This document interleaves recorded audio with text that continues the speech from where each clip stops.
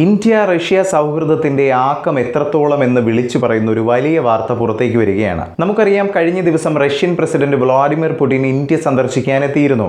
ഇന്ത്യയുടെ ഉറ്റ ചങ്ങാതിയായ റഷ്യ ഇന്ത്യക്ക് എന്തൊക്കെയാണ് നൽകിയതെന്ന് നമുക്ക് ആഴത്തിൽ തന്നെ ഒന്ന് പരിശോധിച്ചു വരാം. വാർത്ത ഞാൻ വിശദമാക്കാം. പ്രിയ പ്രേക്ഷകർക്ക് പേജ് ഡോട്ടിലേക്ക് സ്വാഗതം. നമ്മുടെ രാജ്യത്തലവനായ നരേന്ദ്രമോദിയെ കാണാൻ റഷ്യയുടെ പ്രസിഡന്റ് വ്ളാഡിമിർ പുടിൻ വന്നപ്പോൾ നമ്മുടെ രാജ്യം നേടിയ നേട്ടങ്ങളുടെ പെരുമഴയാണ് ഇന്ന് ഈ വാർത്തയിൽ പറയാനുള്ളത്. അതിൽ ഏറ്റവും ആദ്യം പറയാനുള്ളത് അഞ്ചാം തലമുറ Su-57 യുദ്ധവിമാനങ്ങളുടെ കാര്യമാണ്. അതെ, അതിനൂതനമായ അഞ്ചാം തലമുറ Su-57 സ്റ്റെൽത്ത് യുദ്ധവിമാനങ്ങളുടെ തദ്ദേശീയ ഉൽപാദനത്തിനുള്ള ഓഫർ റഷ്യ ഇന്ത്യക്ക് ഔദ്യോഗികമായി കൈമാറിയിരിക്കുകയാണ്. ഇന്ത്യ റഷ്യ പ്രതിരോധ സഹകരണത്തിലെ നിർണായകമായ ഒരു സംഭവ വികാസമായാണ് ഈ നീക്കത്തെ കണക്കാക്കാനാവുന്നത്. റഷ്യയുടെ സർക്കാർ ഉടമസ്ഥതയിലുള്ള പ്രതിരോധ കൂട്ടായ്മയായ റോസ്റ്റെക് ഇന്ത്യയിൽ Su-57 ആയി ഒരു ഉൽപാദന ലൈൻ സ്ഥാപിക്കാനുള്ള സന്നദ്ധത വെളിപ്പെടുത്തിയിരിക്കുകയാണ്. ഇന്ത്യയുടെ ഭാഗത്തു നിന്നും നോക്കുകയാണെങ്കിൽ ഇത് വെറും യുദ്ധവിമാന സംഭരണത്തിൽ നിന്ന് കൂടുതൽ ആഴത്തിലുള്ള തന്ത്രപരമായ വ്യാവസായിക പങ്കാളിത്തത്തിലേക്കുള്ള മാറ്റത്തിന്റെ ഒരു സൂചന കൂടിയാണ്. ഇനി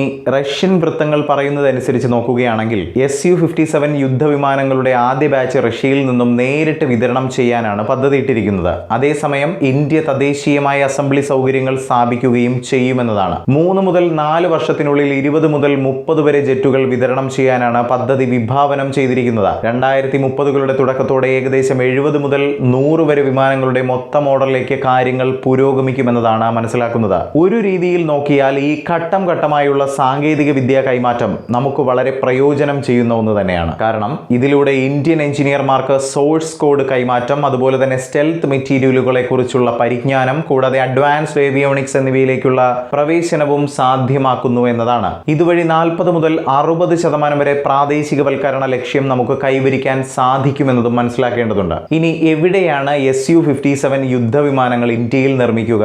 പറഞ്ഞുതരാം. ഹിന്ദുസ്ഥാൻ എയറോനോട്ടിക്സ് ലിമിറ്റഡിന്റെ നാസിക് സൗകര്യമാണ് Su-57 ഉൽപാദനത്തിനും നവീകരണത്തിനുമായി നിർദ്ദേശിക്കപ്പെട്ട പ്രാഥമിക ഇന്ത്യൻ സൈറ്റ്.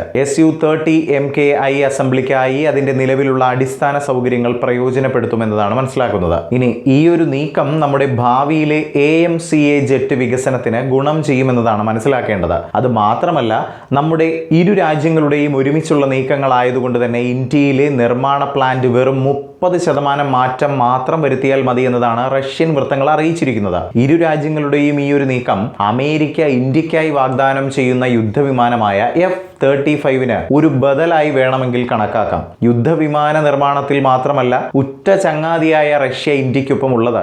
ആളില്ലാ വ്യോമ സംവിധാനങ്ങൾ ഒരുമിച്ച് നിർമ്മിക്കാനും പദ്ധതികളുണ്ട്. അതിൽ പ്രത്യേകിച്ച് ലാൻഡ് സൈഡ് സ്ട്രൈക്ക് ഡ്രോൺ സംയുക്തമായി നിർമ്മിക്കാനുള്ള വാഗ്ദാനമാണ് റഷ്യ ഇന്ത്യക്ക് നൽകിയിരിക്കുന്നത്. ഔപചാരികമാക്കിയാൽ ഹിന്ദുസ്ഥാൻ എയറോനോട്ടിക്സ് ലിമിറ്റഡിന്റെ നാസിക് പ്ലാന്റ് 5ാം തലമുറ യുദ്ധവിമാനങ്ങളുടെയും ഡ്രോണുകളുടെയും നിർമ്മാണത്തിനുള്ള ഒരു നിർണായക കേന്ദ്രമായി ഉയർന്നു വരാൻ സഹായിക്കുമെന്നതാണ്.